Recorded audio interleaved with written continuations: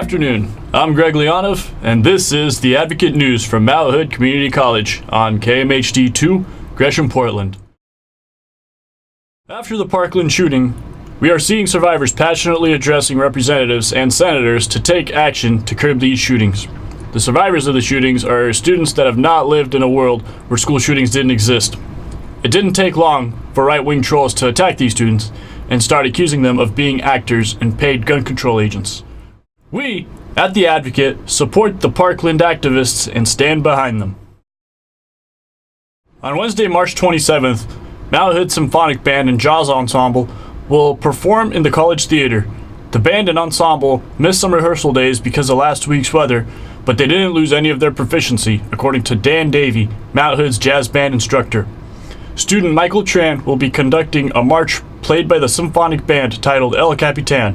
The performances will be on March 7th in the College Theater at 7:30 p.m. Mount Hood's Japanese Club recently finished hosting Japanese exchange students from Ryokoku University in Kyoto, Japan.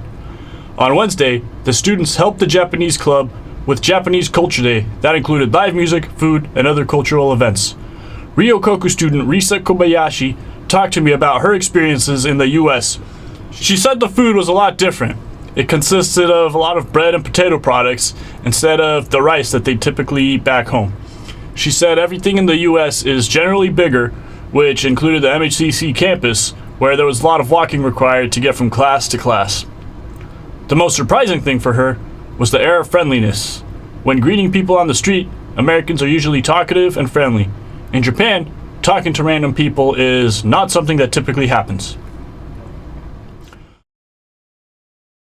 On Wednesday night, Mount Hood's Board of Education had a rescheduled meeting on campus. Representatives for the Gateway Urban Renewal Project presented their community renewal project to the board. They said that an intergenerational community is possible for the first time in 19 years. The purpose of this project is to foster communication of people from all age groups. Mount Hood would be a partner in this project. Students would get job offers, particularly in the medical field. Issues of gentrification were raised during the meeting, and Prosper Portland, a private public agency, will look into the problem and return to the board with other plans on how to prevent the dislocation of lower-income workers. I'm Greg Leonov. This is The Advocate News on 89.1 KMHD2 Gresham, Portland. I'd like to thank J.D. Kiggins, Dan Ernst, Kyle Van Uecker, Cassie Wilson, Bethany McCurley, and Ryan Moore for reporting.